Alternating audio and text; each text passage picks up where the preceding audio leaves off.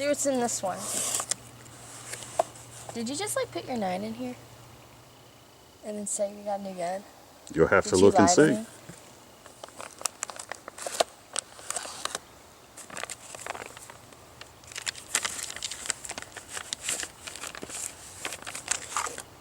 40 shield. I've never shot 40 before. We're gonna have to change that. It's going to be so snappy and powerful, you're going to cry like a little girl. It's just so snappy. No. I got another magazine. So 2 magazines.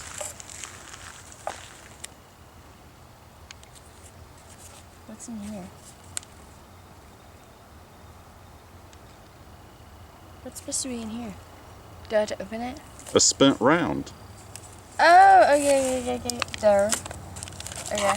To comply with government regulations. Yeah. And then the lock. To comply with government regulations. Yeah. Ooh, cool, another Meller thingy that I love so much. I'm kind of bad about looking at these things because you never know when they're like, oh, get a free box of ammo. And they have the instruction manual. 90% of which is to comply with government regulations. Yeah. Eat gun, eat, go bang. That's like, that's all you need to know.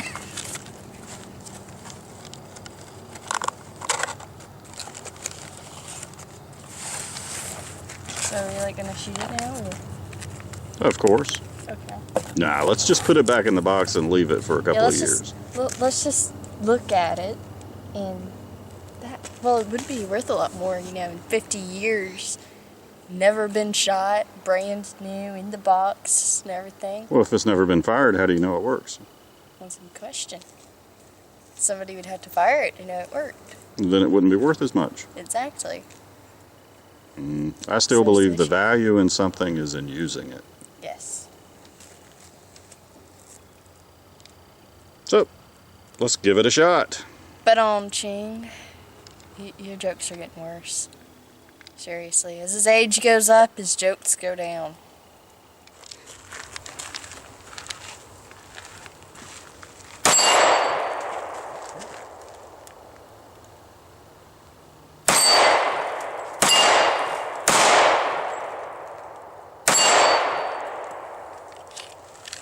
Yeah, that isn't as bad as I would have expected.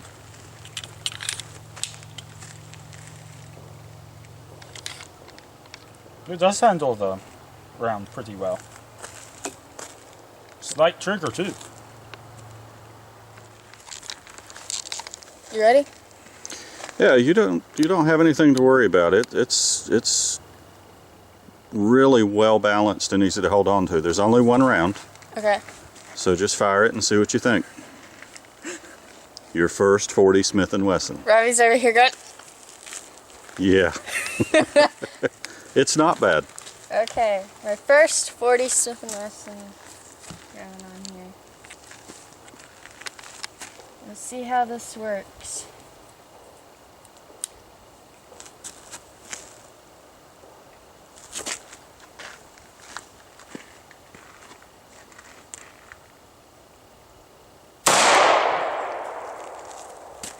I actually kind of like that.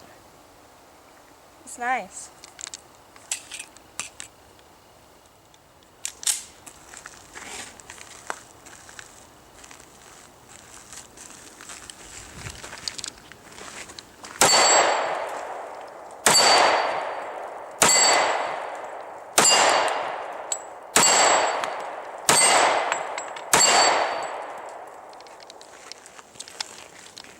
Well, what do we have here but a Smith & Wesson Shield 40. The M&P Shield 40. I gotta say, I think I just found a new carry for myself. As you know, I carry the Shield 9. I like it. I like the 9mm. I don't have any trouble with it. And I've shied away from the Shield and 40 caliber, mainly just because of the recoil. and the extra power that's in the 40 generally tends to add a lot more snap to a firearm and make it a little bit more difficult to control, a little more difficult to get on target. And so I've just kind of stuck with the 9. But I'll have to say I am impressed with the handling of the Shield 40. I expected something more akin to the feel of like one of the small snappy 380s, where it's just got a lot of impact on your hand, difficult to control. With the higher recoil, generally harder to get on to the next target after firing. And I'm just not seeing that with this. I have fired full-size 40 Smith & Wessons that, not necessarily Smith & Wesson, but full-size Smith & Wesson 40 caliber that are more difficult to control than this one. Something about the balance, the amount of recoil that's there. Now, of course, we are shooting practice plinking ammo, but even so, it's got more stout than the 9mm equivalent of this. And I don't know, it's just, there's something about it. It's fun to shoot. The balance is good. When the recoil comes in, it comes straight back into your hand instead of really trying to roll upwards. And accurate. These are some of the first shots we've taken with it. I can run the plates with it back and forth all day long. And I'm just really, really happy. I gave it to my daughter here to shoot, and she's fired it, and just, she seems to be kind of enamored with it, so I'll have to keep my eye on it in the future, make sure it doesn't end up being hers instead of mine. But yeah, I think I need to just stop talking and start shooting this some more now. I think there's several people here that are ready to start shooting it. It puts a smile on your face to be able to, at least it does me, to pick something up that feels so comfortable to shoot, that doesn't fight with you, that you can hit your target with, and that is just enjoyable to shoot. The trigger is phenomenal on this one. Maybe we lucked up and we got the only one manufactured that month that has such a good trigger, but I doubt it. I think this is a pretty typical representation. The trigger on this is just nice, clean, crisp, easy to pull. It actually surprised me that it broke as quickly as it did as I'm putting pressure on it. And yeah, I think we just need to shoot this some more. So let's load up some more. We've got some Freedom munitions. This is, what do we got here? 40 Smith & Wesson, 165 grain. This is reman. I've ordered from Freedom Munitions before. I've always had, good quality out of them, not had any complaints. I'm sure if you look on YouTube, that's going to vary person to person, but I can't say anything negative about them. The rounds that we get typically are clean, look good, consistent, not had any issues. And when I'm shooting remanufactured ammo, I try to pick it up and look at it before I load it. I have run into some instances with remanufactured ammo where it's pressed into the casing a little too far, or something just looks off about it. And I've also had reman ammo, never from Freedom Munitions, this is from other sources. But I did run across some reman ammo once that wouldn't chamber properly. The casing had expanded and they had reloaded. I pretty much haven't bought from that place again. That was kind of the exception to what I encounter, but I do try to look at the ammo as I load it, just to make sure that I don't notice anything obvious that's wrong with it. Being 40 Smith & Wesson, of course, the rounds are a little larger, the springs are tighter, the firearm, takes a little bit more effort to work the slide than with the 9mm. Overall, I'm impressed. I was not expecting it to be this tame. I wasn't. I was not expecting it to be this tame.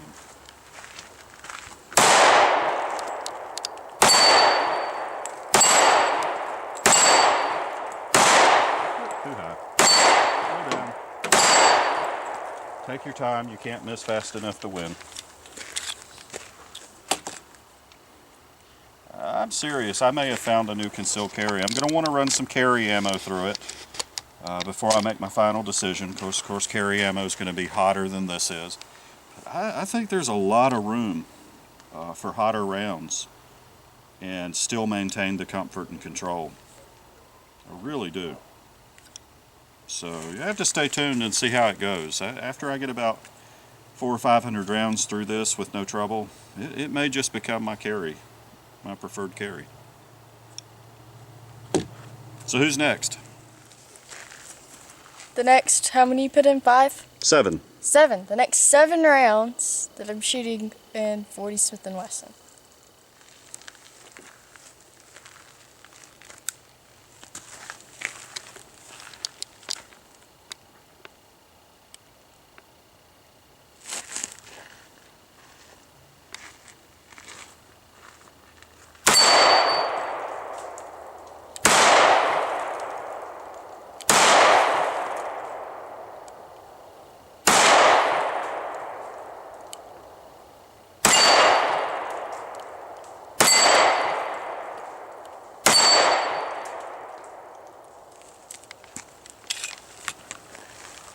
I like it.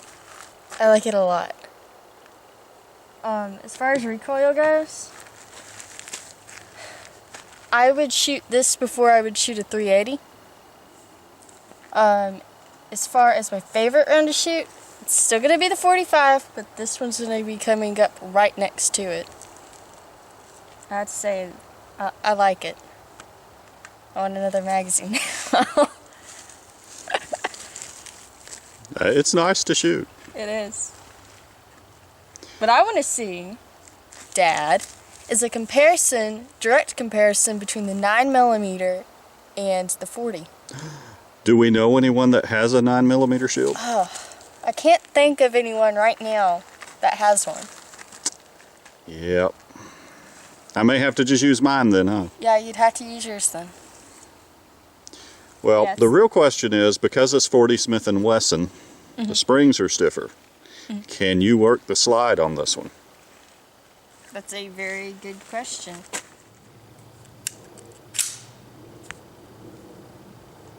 Now, can you pull it back? Almost. Try it, yeah, try it with a regular pinch. There you go. I think you could do it that way. Yeah. If you push and pull at the same time, using a more standard pinch instead of cheating.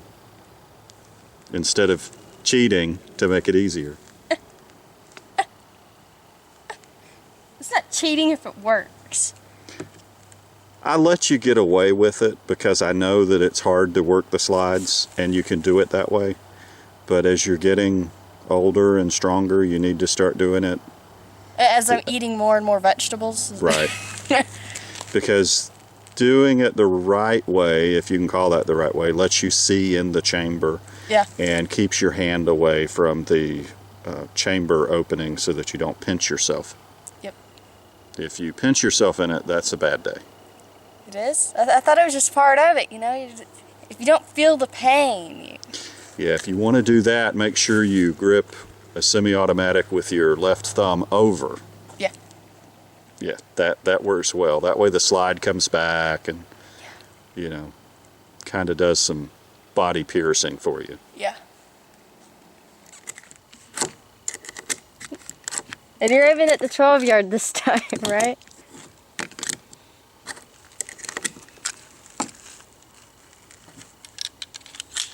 Which ones you want me to shoot at? The 12 yard, that way you can do what we just did again and not have all that.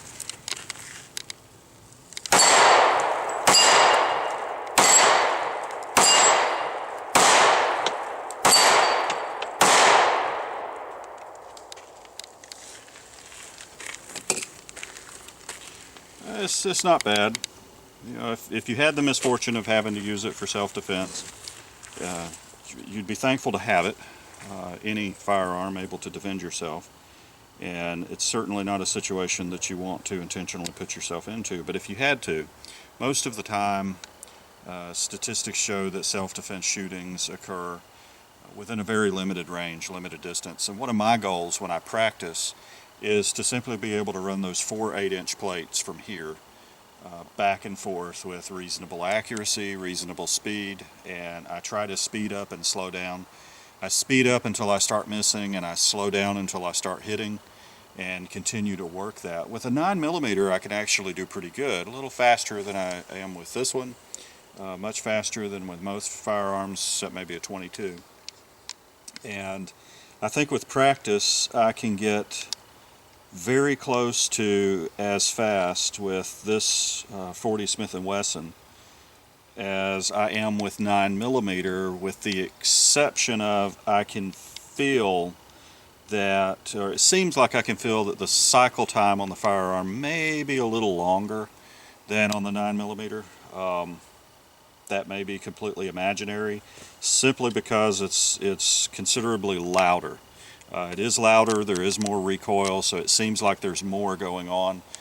Think about firing a 9mm or a heavier firearm compared to firing a 22. The perception is completely different. The louder sound and higher recoil kind of alters the perception of firing. But I can tell that I can be very accurate with it, and I should be able to run it as fast as the 9mm, so far as my side of the equation goes. So we've brought down 100 rounds with us today. We still have some more to go. So I think a couple other people here are itching to shoot, probably. So who's next? Sam?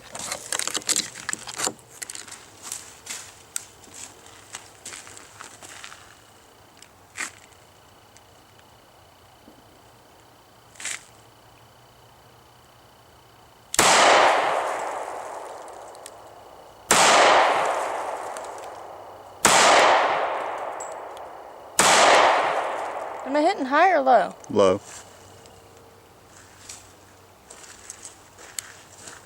You're anticipating the recoil. Yeah. There you go.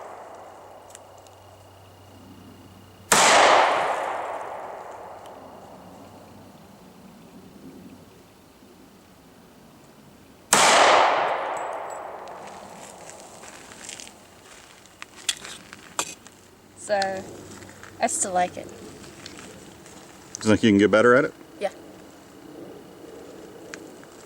As long as you keep buying ammo, I can get better at it. Uh-huh.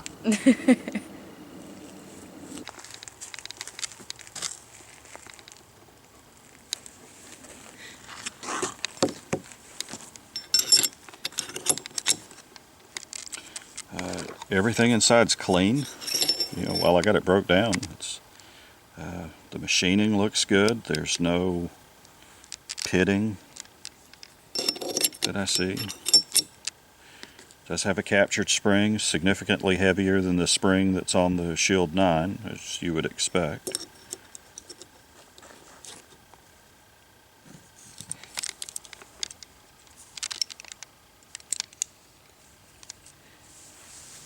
Takedown is easy, reassembly straightforward.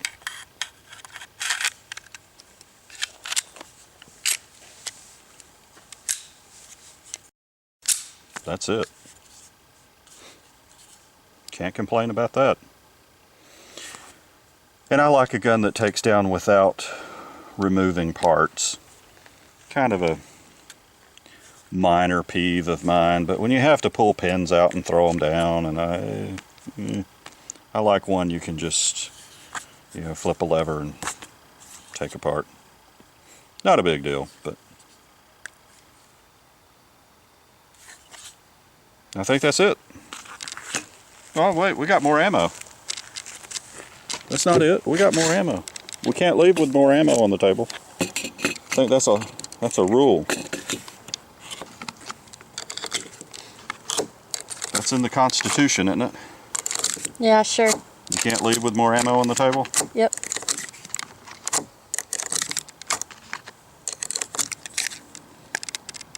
I think I'll fire this.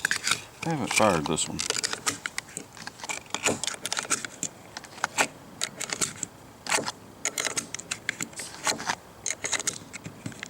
Maybe even, in the Bible. Thou shalt not leave ammo on the table. The 11th commandment? Is that what you're saying? There you go.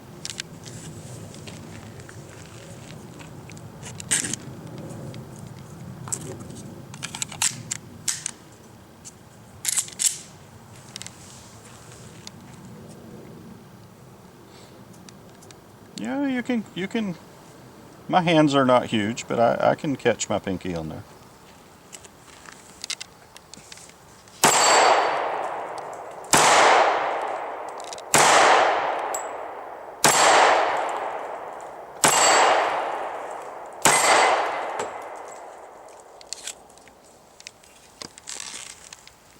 Messes with my grip just a little bit, but I can get used to that.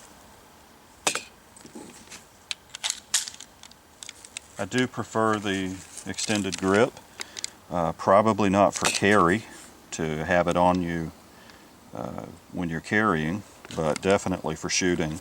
That makes a big difference. Having the shorter one in there, it messes with my grip a little bit. I had to be a little more conscious about it.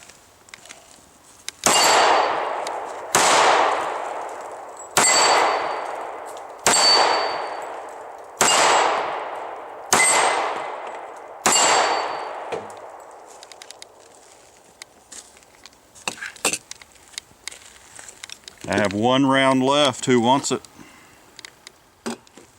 That was in the Constitution. I'll let too. one of you. Who's it going to be? I think Robbie's fired. I'll give it to you. Well, that means you're going to have to... Look at what the camera does to our hands. Like, you see that, guys? That's the pain we go through for you. Oh, yeah. Aren't you blessed? I'm sure their hearts are broken. Yes. Alright, last round.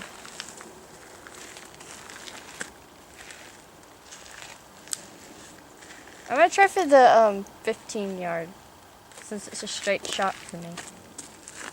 You only got one round?